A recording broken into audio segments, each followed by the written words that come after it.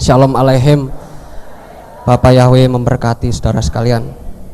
Pada hari ini saudara, Bapak dan Ibu Gembala beserta Kojem dan Celis gitu ya, saat ini sedang berada di Surabaya karena sedang mengurus Kehilat Pemulihan Indonesia yang ada di Surabaya, tempatnya Ibu Deborah. Nah, pada sore malam hari ini tema yang akan saya bawakan yaitu roh yang bekerja lembur di akhir zaman. Nah, seperti yang kita ketahui saudara, saat ini merupakan zaman akhir saudara. Di kehidupan di zaman ini sudah tidak lama, karena sebentar lagi Yesus Hamasiah Tuhan kita akan datang menjemput kita. Tahukah Anda bahwa hidup di akhir zaman ini sungguh merupakan sebuah peperangan rohani yang besar. Setan itu tahu bahwa waktunya sudah sedemikian singkat. Nah, setan ini ceritanya sudah tidak punya banyak waktu lagi saudara di dunia ini, karena setan ini sebentar lagi akan dimasukkan ke dalam neraka. Nah, karena setan sebentar lagi akan dimasukkan ke dalam neraka, setan ini tidak akan tinggal diam saudara. Karena waktunya sudah sedemikian singkat, mereka akan berusaha semaksimal mungkin untuk menjatuhkan setiap orang-orang yang percaya. Untuk melindungi diri kita di akhir zaman ini, kita di dalam kitab Efesus 6 ayat 10 sampai 18 ya, kita diingatkan untuk selalu mempersiapkan dan memakai selengkap senjata Elohim. Untuk supaya lebih jelasnya kita akan baca di dalam kitab Efesus 6 ayat yang ke-10 sampai ke-18. Demikian bunyinya. Selebihnya hai saudara-saudaraku, hendaklah kamu dikuatkan di dalam Tuhan dan dalam kuasa kekuatannya. Pakailah selengkap senjata Elohim yang dengannya kamu dapat berdiri teguh melawan rencana licik si setan. Sebab pertarungan itu bagi kita bukanlah melawan darah dan daging, melainkan melawan penguasa-penguasa, melawan otoritas-otoritas, melawan penghulu dunia kegelapan zaman ini, melawan roh-roh jahat di alam semesta. Sebab itu kenakanlah selengkap senjata Elohim ya, selengkap senjata Elohim, supaya kamu dapat bertahan pada hari yang jahat dan berdiri teguh setelah mengerjakan segala sesuatu. Ayat 14, oleh karena itu berdirilah teguh sambil mengencangkan ikat pinggangmu di dalam kebenaran. Ini yang pertama, ikat pinggang kebenaran, dan memakai baju zirah keadilan, dan mengalasi kaki dengan persiapan Injil damai sejahtera. Di atas segalanya mengenakan perisai iman, yang dengannya kamu dapat memadamkan semua anak panah yang jahat yang telah dinyalakan. Dan terimalah ketopong keselamatan, juga pedang roh, yaitu firman Elohim. Ya, ayat yang ke-18, seraya berdoa dengan roh dalam setiap kesempatan, melalui segala doa dan permohonan, dan berjaga-jaga dengan segala ketekunan dan permohonan dalam hal yang sama ini berkenaan dengan semua orang kudus, dan seterusnya. Nah, di ayat ini dikatakan kita tidak hanya memakai selengkap senjata Tuhan saja, memakai selengkap senjata Elohim saja, tetapi setelah kita memakai, kita juga harus berdoa dengan roh dan berjaga-jaga. Berjaga-jaga karena apa saudara? Karena si setan ini pasti setiap saat, setiap ada kesempatan pasti akan menyerang kita terus ya saudara. Jadi kita harus selalu berjaga-jaga. Nah, ayat tadi di dalam kitab Efesus 6 tadi mengatakan bahwa setan itu menyerang kita bukan dengan serangan fisik. Ya jelas, karena setan itu sudah dikalahkan saudara. setan sudah dikalahkan oleh darah Yesua. Jadi setan tidak memiliki kekuatan apa-apa.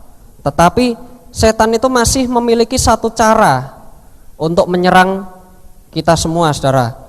Caranya yaitu dengan tipu muslihat atau dengan cara yang sangat licik, seperti itu.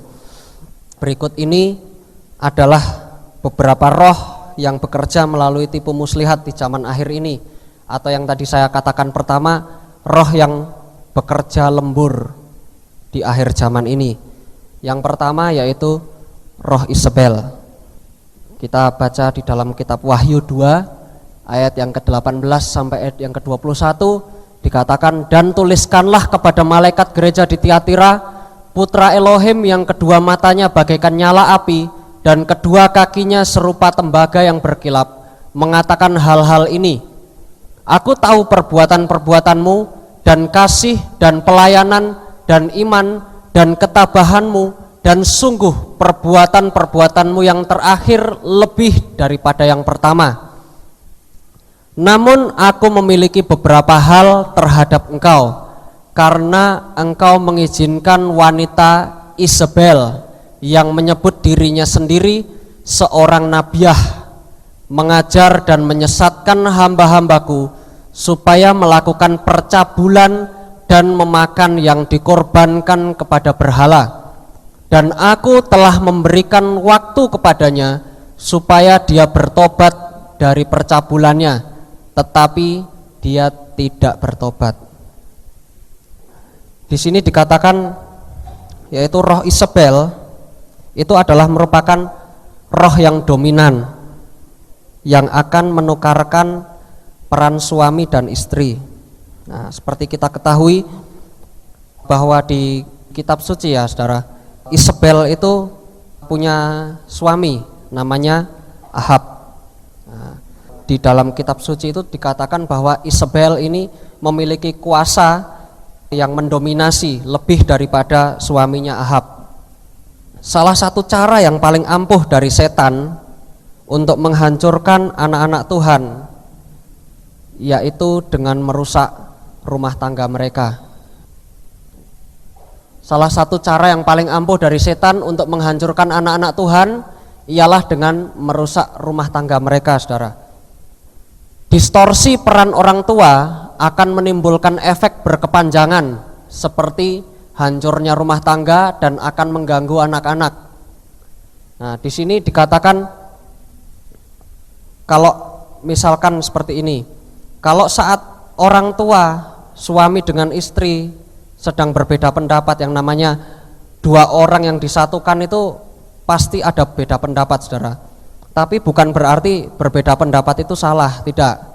Berbeda pendapat itu bisa karena kita suami dengan istri adalah dua pribadi yang disatukan dari latar belakang pendidikan yang berbeda, dari latar belakang yang dididik oleh orang tua yang berbeda juga, dengan prinsip sendiri-sendiri.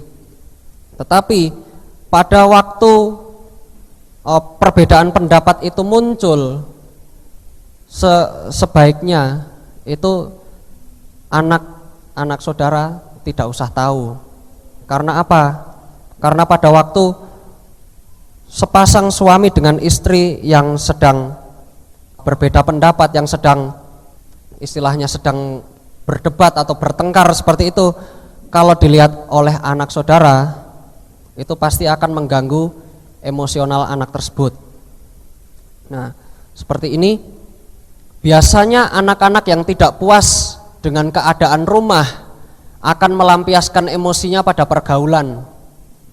Seperti contohnya, saya ada mengetahui sepasang suami dengan istri yang setiap hari itu isinya bertengkar terus.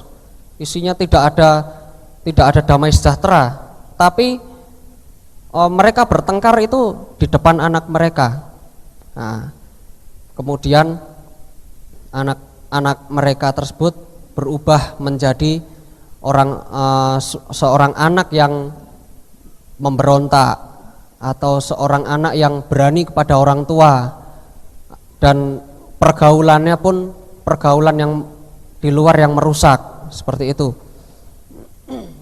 Nah, itu sebabnya suami harus kembali kepada perannya sebagai seorang imam dan seorang kepala rumah tangga. Demikian juga kepada istri. Kemudian selain roh Isabel itu merusak hubungan rumah tangga, yang lain yaitu roh Isabel juga merupakan roh penyembahan berhala dan roh perzinahan, saudara. Setan itu menipu kita bahwa berhala itu ialah patung yang memiliki wujud menyerupai apapun, seperti patung-patung dewa ataupun patung-patung apa seperti itu. Tetapi itu merupakan sesuatu yang salah. Itu merupakan konsep berhala yang salah. Berhala itu merupakan sesuatu yang didahulukan lebih daripada Tuhan, saudara. Nah, kalau kita melihat di sini ada orang yang menyembah kepada laptop, gadget. Kalau saudara lebih meninggikan gadget saudara daripada Tuhan, itu berarti gadget saudara merupakan sebuah berhala. Apabila saudara lebih meninggikan misalkan orang tua saudara, saudara lebih memilih orang tua saudara daripada saudara beribadah, itu merupakan sebuah berhala yang tidak boleh disembah seperti itu, yang tidak boleh ditinggikan lebih daripada Tuhan. Nah, kalau misalkan saudara sedang beribadah, tetapi tiba-tiba saudara lebih mengutamakan misalkan main game. Tiba-tiba ini sudah jamnya main game nih. Terus kita sedang ibadah, tiba-tiba kita main game. Nah, itu merupakan sebuah berhala. Ataupun apa saja yang didahulukan daripada Tuhan. Seperti itu. Kemudian Isabel di dalam kitab 1 Raja-Raja 19 bersumpah akan membunuh Elia. Nah, roh ini pun telah masuk ke dalam gereja, saudara, dengan melumpuhkan anak-anak Tuhan lewat intimidasi dan ketakutan.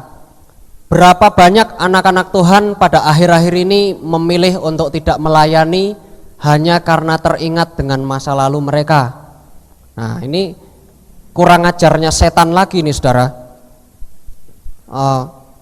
Anak-anak Tuhan ini pada saat mereka sedang menggebu-gebu iman mereka, tiba-tiba dibisikin sama setan, kamu ngapain pelayanan?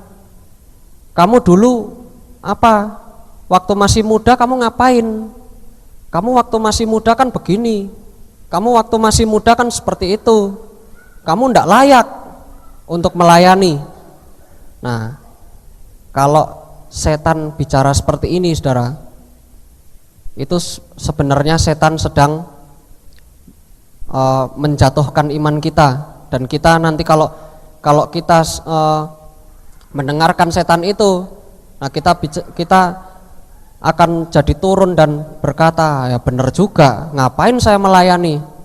Orang hidup saya hancur, zaman dulu hidup saya hancur. Ini yang disukai oleh setan, saudara. Sebaiknya kalau setan itu tiba-tiba berbisik seperti itu sama kita, harusnya kita berkata, setan, kamu ngomong seperti ini itu karena kamu sebentar lagi akan mati kan? Sebentar lagi setan itu akan dimasukkan ke dalam api neraka. Setan itu tidak mau masuk ke dalam api neraka sendirian, tetapi setan akan berusaha membawa kita, saudara. Nah, kalau kita diingatkan setan oleh masa lalu kita ingatkan setan masa depan mereka, ya, karena masa depan setan itu akan mati di dalam neraka, saudara. Kemudian roh Isabel itu juga merupakan roh yang egois dan suka memaksakan kehendak sendiri. Nah, di dalam gereja masalah kecil saja bisa jadi perpecahan jika kita mempertahankan ego kita. Menariknya, setan itu selalu berhasil menghasut agar kita meninggalkan pelayanan.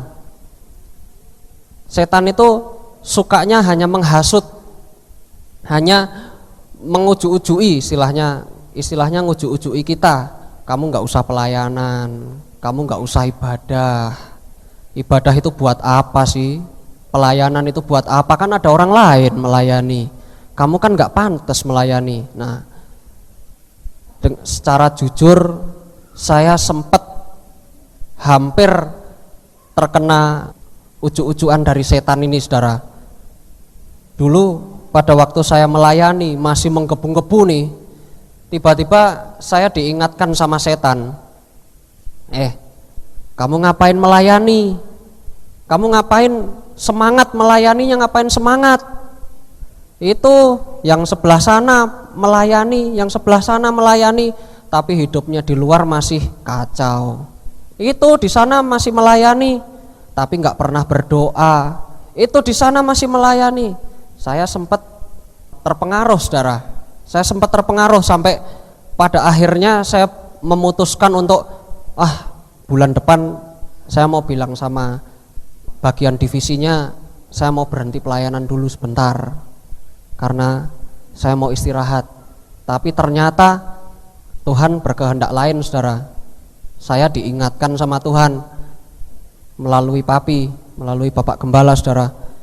Bapak Gembala ini berkata sama saya, kamu ndak mau melayani lagi, yang seneng siapa? Saya langsung melek, saudara. Oh benar, berarti itu kata-katanya setan yang nyuruh saya tidak melayani lagi. Wah, ini kurang ajar berarti setan ya. Nah, sejak saat itu saya memutuskan untuk terus melayani, apapun resikonya, apapun yang terjadi, saya tetap melayani.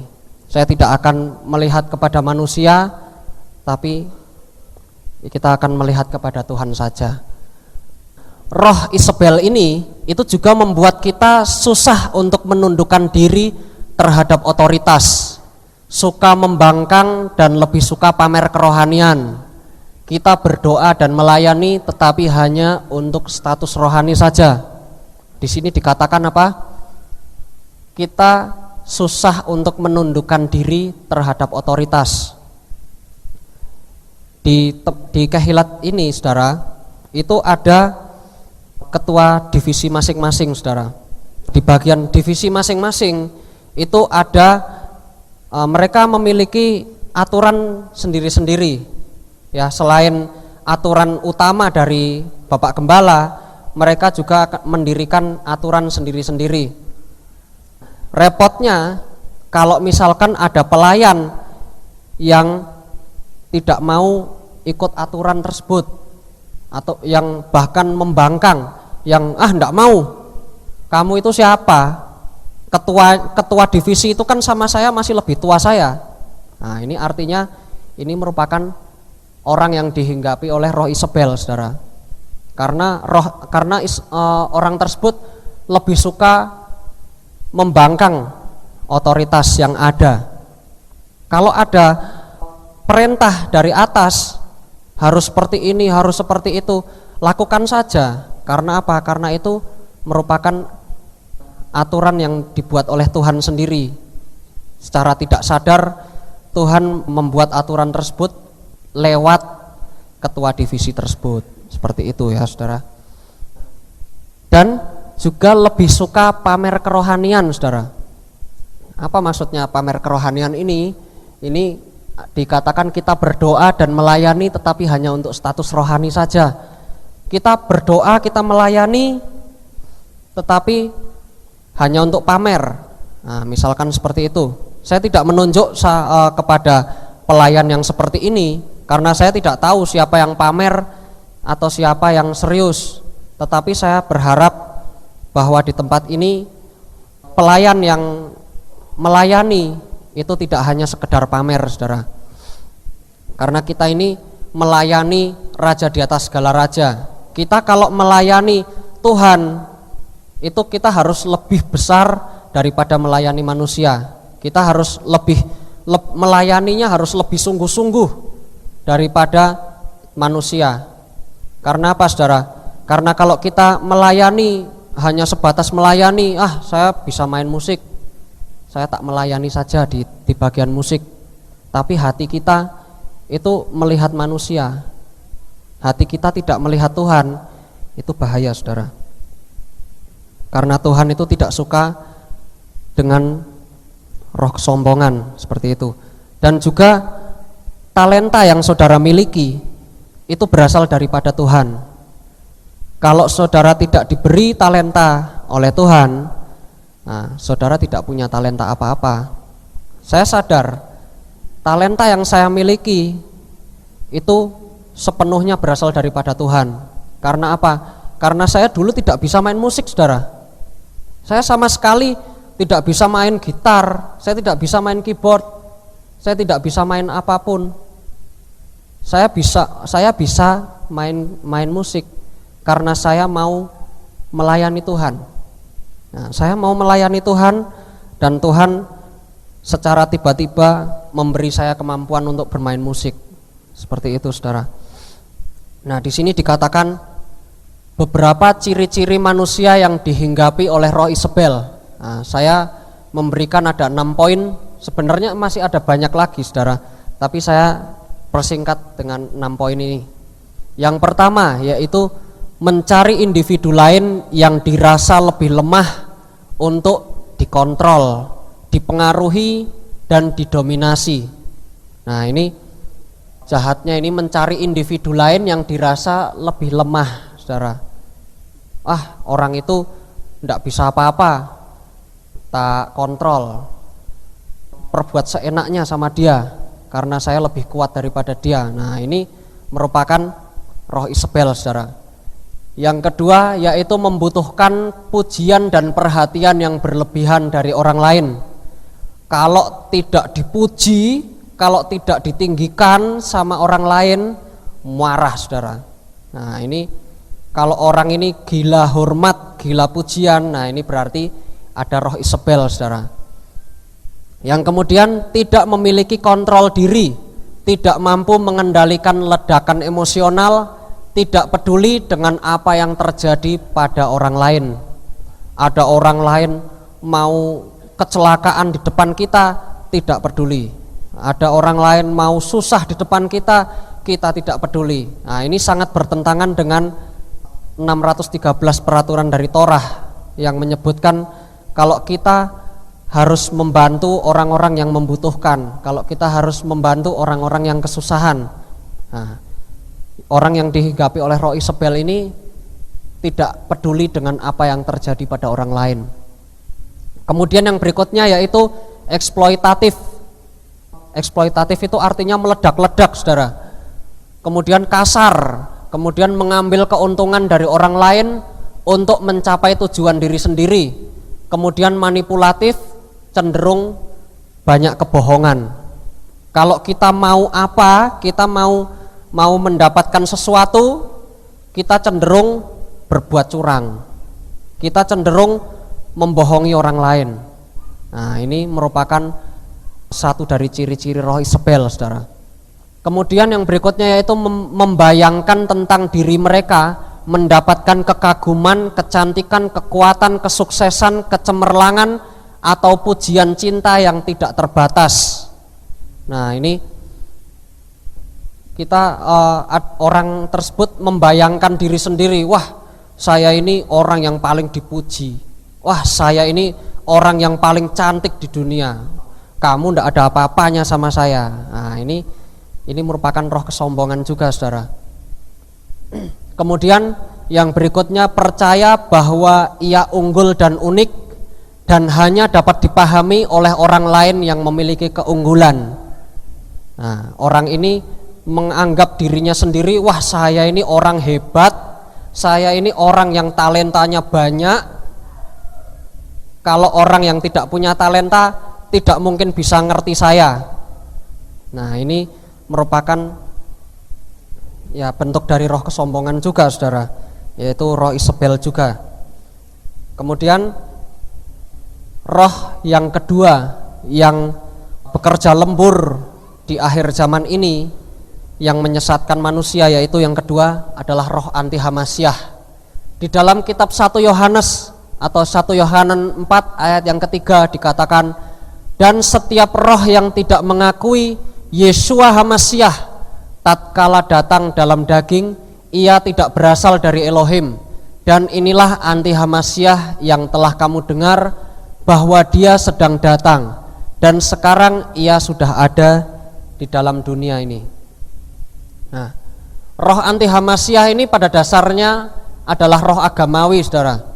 Secara identitas mungkin beragama Kristen, tetapi justru tidak mengenal Yesua secara pribadi. Nah, singkat kata lebih cocok disebut Kristen KTP atau Kristen yang belum lahir baru. Kegiatan rohani dan aktivitas gereja hanya merupakan rutinitas belaka. Nah, ini orang yang dihinggapi oleh roh anti Hamasyah ini merupakan ciri-cirinya, saudara. Orang ini mungkin di luar dikenal dengan orang yang beragama Kristen, atau kita menyebut Mesianik atau Nasrani atau apalah. Kalau kita sebut saja kita ini orang yang percaya. Percaya siapa? Percaya kepada Bapa Yahweh di dalam Yeshua Hamasyah. Seperti itu, saudara. Nah, orang yang dihinggapi oleh roh anti Hamasyah ini itu di luar hanya beranggapan bahwa saya ini orang Kristen. Kalau saya orang Kristen, ditanyain sama tetangga, saya jawab saya ini orang Kristen, seperti itu. Atau kalau saya ini memiliki KTP Kristen, berarti saya tidak bermasalah dengan negara. Saya bisa punya sertifikat tanah, saya bisa menikah, saya bisa mengurus surat apa. Tapi Kristen itu hanya sampai kepada KTP saja, tetapi tidak banyak berdoa, tidak mendekatkan diri sama Tuhan, tidak beribadah, tidak membicarakan hal-hal yang rohani, tidak membicarakan hal-hal yang sifatnya ketuhanan, seperti itu. Nah, itu bisa jadi orang tersebut merupakan orang yang dihinggapi oleh roh anti Hamasyah, saudara. Roh anti Hamasyah ini juga menyerang dengan cara meyakinkan diri kita bahwa Mesias belum datang ke dunia ini, sehingga kita menyangkal Yesua sebagai Mesias. Secara duniawi dan rohani, ya sebenarnya saya sedih kalau teman-teman kita, teman-teman terdekat kita itu banyak yang menyangkal Yesua, saudara. Nah, ini merupakan buah roh anti Hamasyah yang sedang menyerang kehidupan mereka, saudara. Mereka berkata bahwa Mesias itu kan belum datang. Ada yang berkata Yesua itu juga bukan Mesias. Nah, terus Mesiasnya itu siapa, saudara? Padahal di dalam kitab suci sudah dijelaskan bahwa di kitab Tanak atau di Torah saja itu sudah menceritakan bahwa Yesua ini merupakan Mesias yang sudah datang ke dunia ini dan sebentar lagi akan datang kedua kalinya untuk menjemput kita.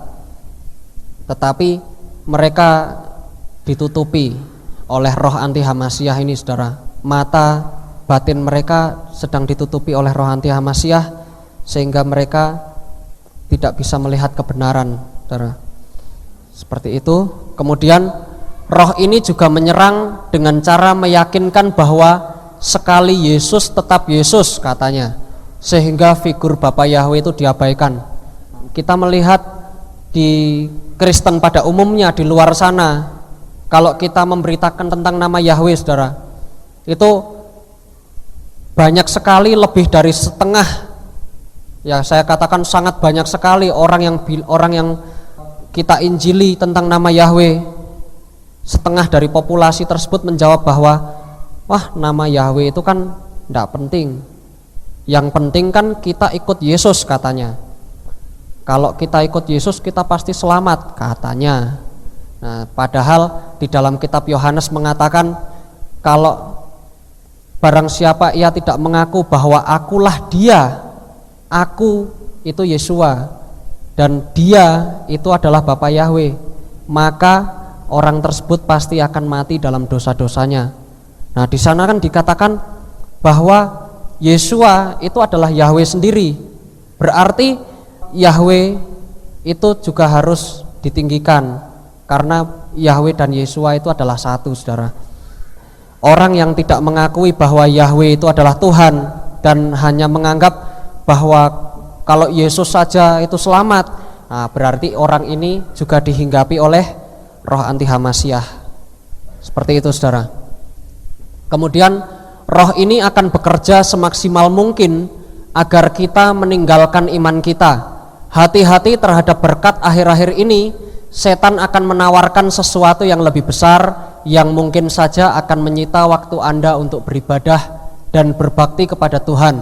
Perlahan tapi pasti ia akan membuat kita berjalan tanpa Tuhan sampai di suatu titik nanti ia akan meninggalkan Anda dalam keadaan hancur. Di sini dikatakan kita harus berhati-hati dengan apa yang kita miliki saat ini, saudara. Mungkin saya tidak tahu apakah mungkin saat ini perekonomian saudara sedang naik. Misalkan ada orang yang membuka usaha dan kemudian usahanya ini sukses sampai membuka cabang di banyak tempat. Hati-hati, saudara. Karena apa? Karena berkat yang saudara miliki ini bisa dipakai oleh setan untuk menjauhkan kita dari Tuhan. Saya tahu, saya mengetahui ada beberapa orang, saudara, yang tidak perlu saya sebutkan namanya. Orang ini dulu setia, saudara, setia beribadah, saudara. Waktu perekonomiannya pas-pasan, orang ini setia sekali beribadah. Tapi sekarang pada waktu perekonomiannya diangkat sama Tuhan, orang ini berkata, "Tuhan, saya tidak ibadah." Karena apa? Karena dagangan saya laris. Kalau saya ibadah, dagangan saya bisa sepi pembeli. Seperti itu, saudara. Kalau seperti ini, yang senang siapa, saudara? Pasti setan, saudara. Karena apa? Karena setan ini memakai dagangan saudara, memakai usaha saudara, atau memakai jabatan saudara untuk menjauhkan saudara dari Tuhan. Nah, makanya kita harus berhati-hati. Prinsipnya seperti ini, saudara. Kalau saudara perekonomiannya diangkat sama Tuhan, ingatlah bahwa jabatan yang saudara miliki atau usaha yang saudara miliki itu asalnya dari siapa. Kalau saudara menganggap bahwa usaha saudara adalah berasal dari Tuhan, maka saudara pasti akan tertuju kepada Tuhan, dan tidak selalu tertuju kepada usaha saudara. Kalau saya mau katakan, kita bekerja itu boleh, saudara. Bahkan Tuhan sendiri menyuruh bahwa kita ini harus bekerja.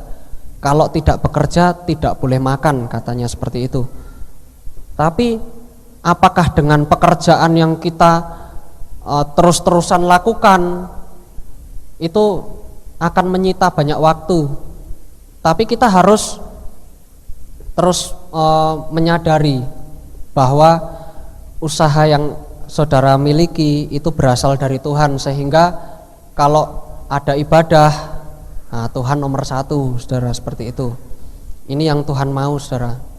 Kemudian yang berikutnya, roh yang bekerja lembur saat ini, yaitu adalah roh Babel, saudara. Babel adalah suatu kerajaan yang dibangun oleh Nimrod, yaitu salah satu dari keturunan Ham, anaknya Noah.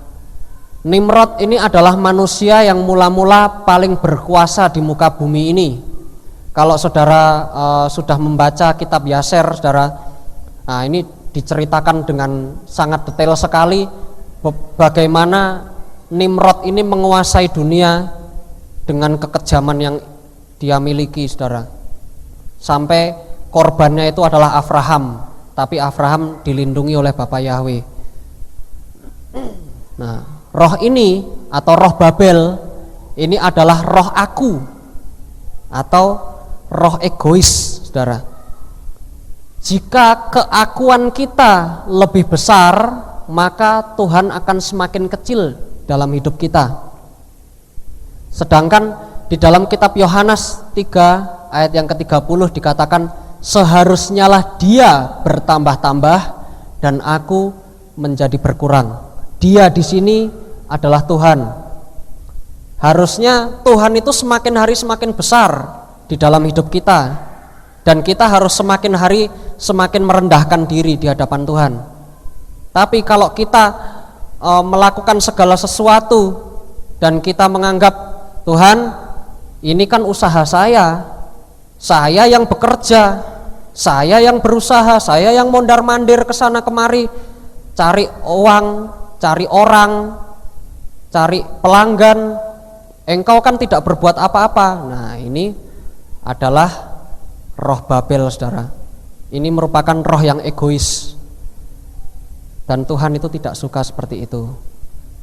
Kemudian keakuan itu juga sama dengan artinya kesombongan. Tahukah Anda bahwa tidak ada orang mabuk yang benar-benar sadar bahwa dia ini sedang mabuk, saudara? Demikian juga dengan kesombongan. Kalau orang yang sombong itu biasanya orang itu tidak tahu kalau saat ini dia sedang menyombongkan diri, saudara. Nah, kalau sama seperti orang mabuk, saudara. Kalau orang mabuk sudah sempoyongan, orang itu tidak mengakui bahwa dia tersebut sedang mabuk. Nah, sama seperti orang sombong, saudara, seperti itu. Nah, dosa ini kadang tidak bisa dikenali kapan munculnya.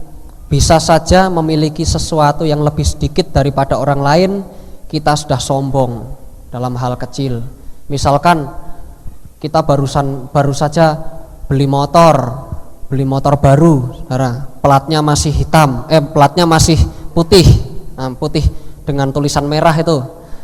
Kita di jalanan masih naik motor, masih berkendara di jalan, tiba-tiba lihat orang, kamu belum punya motor, kamu motornya lama, ini motor saya baru. Nah, ini merupakan kesombongan, saudara. Nah, ini biasanya dosa ini biasanya itu keluar itu secara tidak sadar, saudara. Secara tidak sadar, walaupun terkadang kita berusaha untuk menutup-nutupi dengan tidak keluar sampai ke ucapan kita, tapi biasanya di dalam pikiran kita sudah membayangkan seperti itu. Ini merupakan salah satu dari roh Babel juga, saudara. Nah, roh ini pun atau roh Babel ini itu juga masuk ke dalam gereja, saudara. Sepertinya pelayanan ini sukses karena aku. Semua jemaat diberkati karena aku. Pelayanan ini bisa sukses karena aku yang main musik. Orang itu bisa nyanyi karena saya yang main musik. Jemaat diberkati karena aku yang memimpin pujian. Seperti itu. Itu secara tidak sadar mungkin bisa keluar dari dalam hati kita. Tapi kita harus terus berusaha untuk menekan roh tersebut agar kita tidak dikuasai oleh roh tersebut. Amin, saudara. Berapa banyak anak-anak Tuhan yang karena sudah fasih lidah, sudah jarang mempersiapkan diri saat mau pelayanan. Fasih lidah ini maksudnya berapa banyak orang yang melayani, sudah dari dulu melayani, sudah dari dulu main musik, sudah dari dulu menyanyi, sudah memiliki banyak talenta, sudah memiliki kemampuan atau skill memainkan musik misalkan. Terus kita tidak mau mempersiapkan diri. waktu latihan ndak datang, atau waktu latihannya nggak serius. Wong ini cuma latihan kok, kalau kita serius kan nanti waktu pelayanan. Nah, seperti itu yang tidak boleh, saudara. Karena apa? Karena kita ini melayani raja di atas segala raja. Kalau kita melayani manusia saja kita serius kok kita melayani Tuhan kok enggak serius. Seperti itu kan, saudara. Banyak juga pelayan juga tuh yang kalau ada jam doa, ada di mana, saudara, waktu jam doa itu ada. Seperti itu kan, saudara. Yang namanya pelayan itu harus lebih memiliki roh yang lebih daripada jemaat biasa. Jangan sampai jemaat itu rohnya lebih menyala-nyala daripada pelayan. Lah nanti kalau ada tamu dari luar, nanti bisa dikomentari, ini yang jemaat itu siapa, yang melayani itu siapa, kok yang di depan kok lebih ngelokro daripada yang duduk di bangku. Nah, seperti itu. Harusnya kalau kita melayani itu harus dengan hati yang benar-benar mau melayani. Seperti itu, saudara. Kemudian roh Babel ini juga akan menghasut setiap orang percaya lebih banyak melakukan aktivitas rohani dibandingkan dengan memperhatikan kerohanian ini sendiri. Banyak anak-anak Tuhan yang lebih gemar menyetel musik rohani tetapi malas untuk menyembah. Seperti contohnya seperti itu. Mereka lebih gemar mendengar khotbah-khotbah daripada melakukan saat teduh pribadi, ataupun lebih gemar membaca renungan tanpa kitab suci. Kita biar dikatakan rohani oleh teman kita waktu masih bekerja, misalkan di kantor atau di mana, kita nyetel musik rohani. Kita biar dilihat, wah, rohani, setelannya musik rohani. Tapi padahal kalau sendirian nggak pernah menyembah Tuhan, waktu sendirian nggak pernah berdoa sama Tuhan, tapi memperlihatkan sama orang lain bahwa ini loh aku rohani. Nah, yang namanya Yesua itu merupakan guru besar kita, saudara. Kalau guru itu harus digugu dan ditiru, seperti itu ya, saudara. Kalau guru kita Yesua itu sehari berdoa berapa kali, saudara? Halo? Kalau Yesua itu memang dia selalu berkomunikasi dengan Bapa, saudara. Tapi Yesua itu memiliki 3 jam doa setiap hari. Dan ini dilakukan oleh bangsa Israel sampai pada hari ini, saudara. Yang dikenal dengan Sakarit, Minha, dan Ma'arif.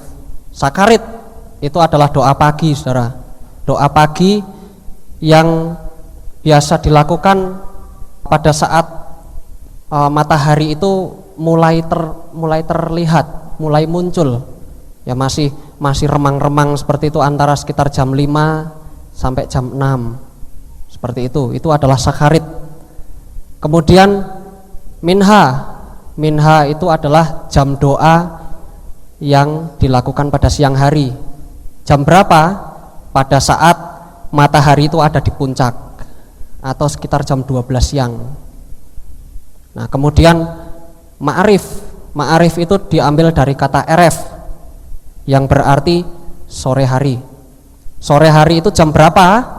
Pada saat matahari terbenam sampai tengah malam, sekitar jam 6 sore, saudara.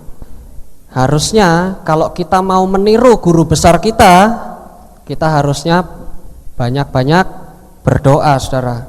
Seperti itu. Karena doa ini merupakan nafas roh, ya. Dikatakan doa ini merupakan nafas dari orang-orang percaya. Kalau orang tidak berdoa, berarti orang itu tidak memiliki nafas. Orang kalau tidak memiliki nafas berarti mati, saudara. Nah, jangan sampai roh kita ini kedapatan mati, saudara. Kalau roh kita ini mati, maka Tuhan tidak akan mengizinkan kita masuk ke dalam kerajaan Samayim. Seperti itu, saudara. Kemudian saat ini setan ini sedang gelisah luar biasa, saudara, karena waktu hidupnya di dunia ini tinggal sebentar lagi, ya. Setan sedang berusaha memperdaya sangat banyak manusia supaya setan tidak masuk ke dalam neraka sendirian. Nah, saya ada video, saudara. Video ini merupakan suatu kegiatan yang dilakukan oleh orang-orang di dekat CERN, ya, di Jenewa, di Swiss sana itu. Ini video ini saya dapatkan baru beberapa hari yang lalu, dan sumber video ini dikatakan hanya baru-baru ini kejadian seperti ini. Kejadian ini baru dilakukan beberapa hari yang lalu. Nah, kita saksikan video ini. Nah, ini ada di terowongan yang terbesar di dunia, di dekat CERN.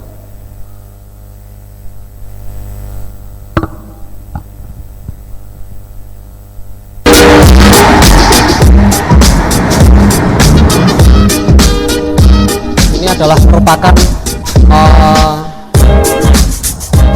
suatu terowongan yang terpanjang dan terdalam di dunia ini, saudara.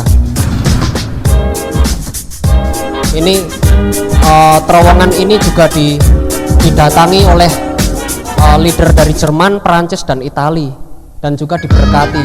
Nah, ini merupakan kegiatan yang dilakukan oleh orang-orang di sana.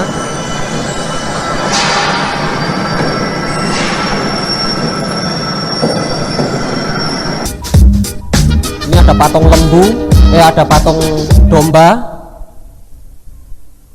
dan ini merupakan deklarasi palsu mereka bahwa Lucifer itu belum dikalahkan oleh Yesua, katanya. Mereka berkata bahwa Lucifer itu tidak kalah, Lucifer itu masih menang atas manusia, seperti itu.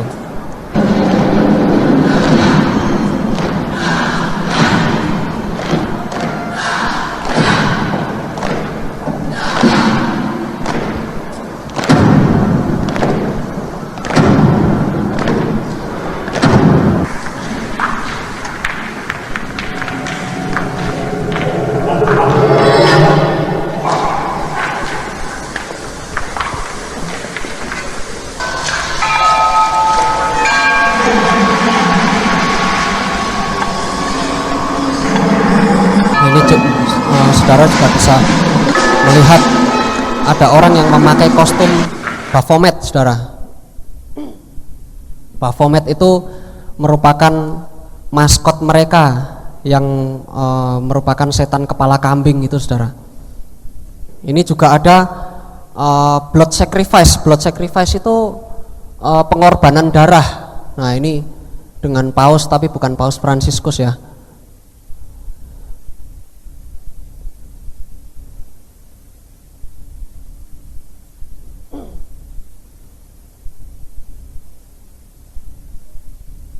Ini beheading itu artinya kepala yang dipenggal, saudara. Ini dipaksakan untuk menyembah. Nah, ini terlihat kepala yang dikasih kain warna merah itu menandakan darah yang keluar dari kepala tersebut, seperti itu.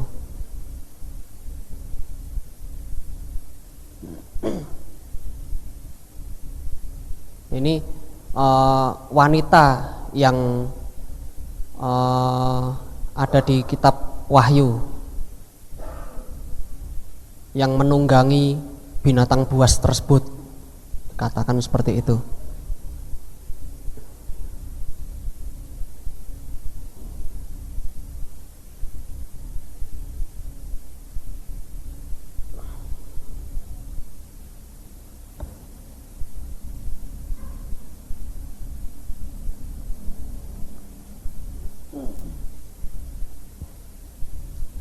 Nah, segala sesuatu sedang digenapi, saudara. Yesua sebentar lagi akan datang. Apakah Anda ada di dalam Dia? Nah, dikatakan seperti itu. Kita diingatkan. Orang itu seperti dicuci otaknya, seperti dikontrol. Dikontrol untuk apa? Nih di sana terlihat dikontrol untuk membuka baju-baju mereka sambil menari-nari.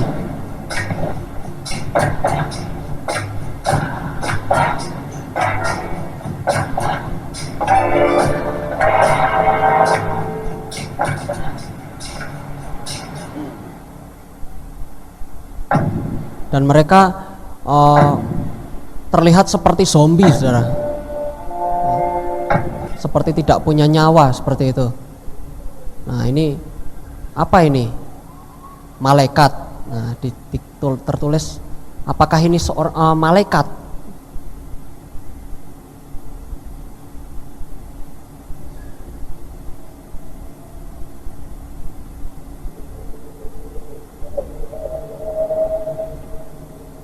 Kita lihat di bagian belakang sini, ini terlihat seperti mata ya, saudara. Kalau kita lihat sama seperti on the all seeing eyes. Nah, ini apakah ini juga the bride? The bride itu mempelai wanita yang dikontrol oleh setan. Nah, ini ada orang yang memakai kostum Baphomet juga, saudara.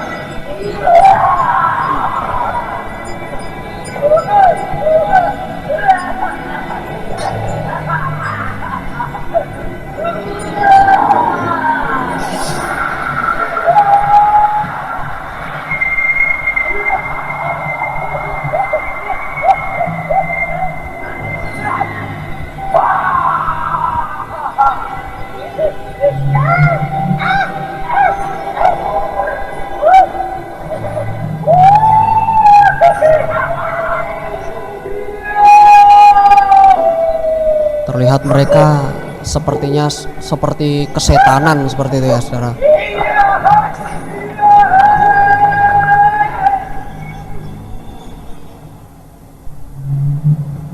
Apakah ini merupakan sebuah penghinaan kepada Yesua? Dikatakan mempelainya kabur dari Dia.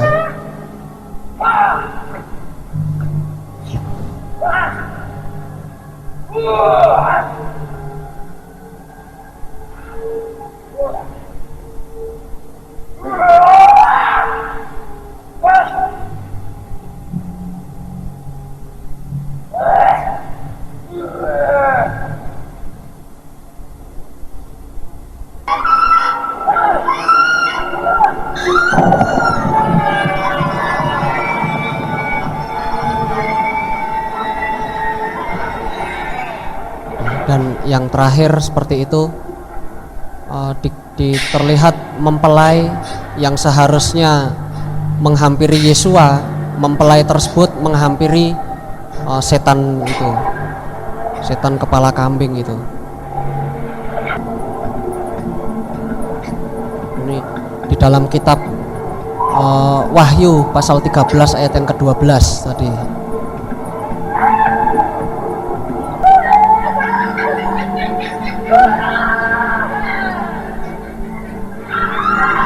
Setan mengklaim kemenangan atas 11 murid yang tersisa, katakan seperti itu.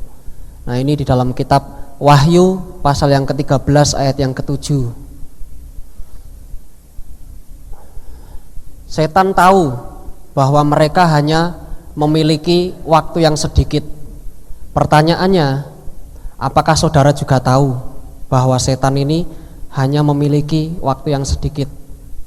Kalau saudara tahu bahwa setan ini hanya memiliki waktu yang sedikit, pasti saudara akan lebih dekat lagi dengan Tuhan, saudara. Nah, sebagai penutup, yaitu berjaga-jagalah karena kedatangan Tuhan Yesua itu sudah sedemikian dekat. Dan kemudian kita harus bertanya kepada diri sendiri, saudara, apa yang sudah saya lakukan untuk Tuhan? Apakah Tuhan itu sudah senang dengan perbuatan-perbuatan yang kita lakukan saat ini, saudara? Karena tujuan kita hidup di dunia ini untuk menyenangkan hati Tuhan, saudara. Karena apa? Karena kita ini merupakan orang-orang pilihan. Dikatakan bahwa kita ini dipanggil, dipilih, ya. Orang yang masuk dalam kategori dipanggil itu adalah orang-orang Kristen, saudara. Orang-orang Kristen di luar sana. Tapi orang-orang Kristen di luar sana itu tidak dipilih, ya. Mereka itu hanya dipanggil saja, tetapi tidak dipilih. Nah, kita ini merupakan orang-orang yang dipilih, saudara. Tapi perkataan itu tidak berhenti sampai dipilih saja, masih ada disaring lagi, saudara, dan setia. Nah, kita sudah termasuk orang yang dipanggil, termasuk orang yang dipilih. Apakah kita termasuk orang yang setia? Itu saudara sendiri yang bisa jawab. Nah, Bapak Yahweh memberkati saudara sekalian. Mari kita sama-sama tunduk kepala, kita berdoa.